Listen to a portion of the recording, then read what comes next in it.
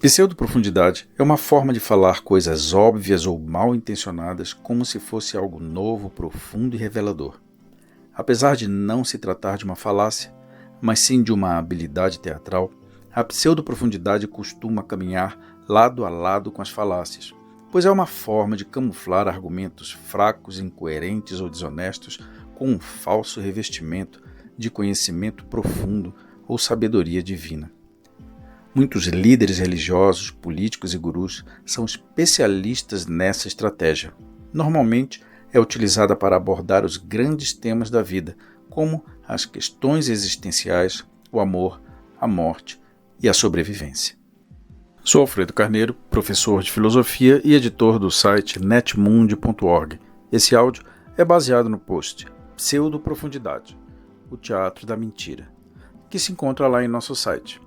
Vamos prosseguir.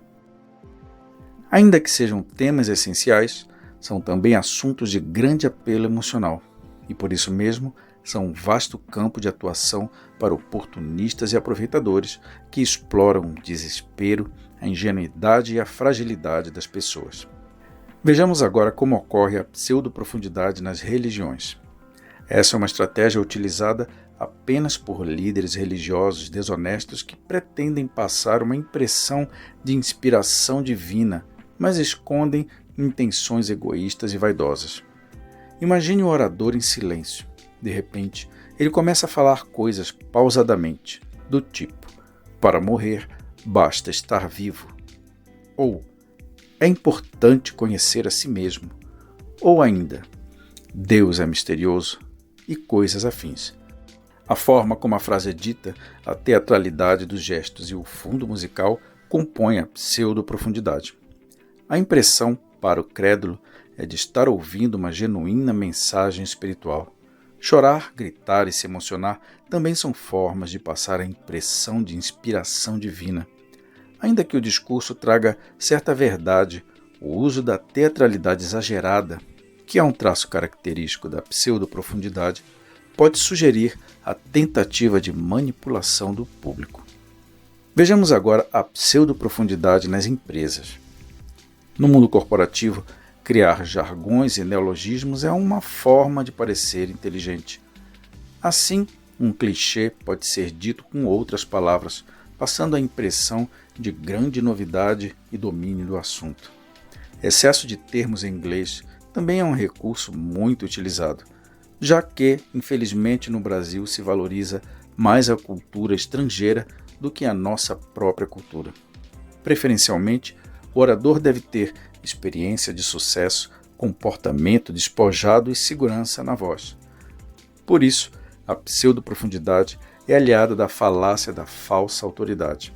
Atualmente, existem os gatilhos mentais, que são táticas de venda que utilizam frases que denotam empatia, expectativa, autoridade, escassez do produto, etc. Tudo isso, claro, é amparado pela teatralidade. No meio empresarial, em muitos casos, os palestrantes estão falando as mesmas coisas com outras palavras. Algumas palestras de gurus do marketing mais parecem shows de rock, que em muitos casos são um exemplo caricato de pseudoprofundidade. Existem bons líderes e palestrantes no ramo corporativo, que trazem de fato inovação em seus discursos e também utilizam teatralidade como forma de transmitir suas ideias. Como a teatralidade não é exatamente um traço de desonestidade em palestras empresariais, mas também uma forma de descontração, é necessário mais atenção para perceber a pseudoprofundidade. Vejamos agora a pseudoprofundidade na política. Na política, a pseudoprofundidade quase sempre é a exposição de um problema grandioso atrelado a uma solução igualmente grandiosa. Nesse caso, como a maioria dos eleitores é influenciável, vence o candidato que transmite a impressão de entendimento profundo da situação, ainda que esse entendimento seja apenas encenação. Após eleito, o candidato não resolve o problema e até demonstra incapacidade de lidar com ele. É comum durante as eleições a utilização de alertas sombrios, demonstrando com dados históricos e teorias econômicas o desastre que está por vir.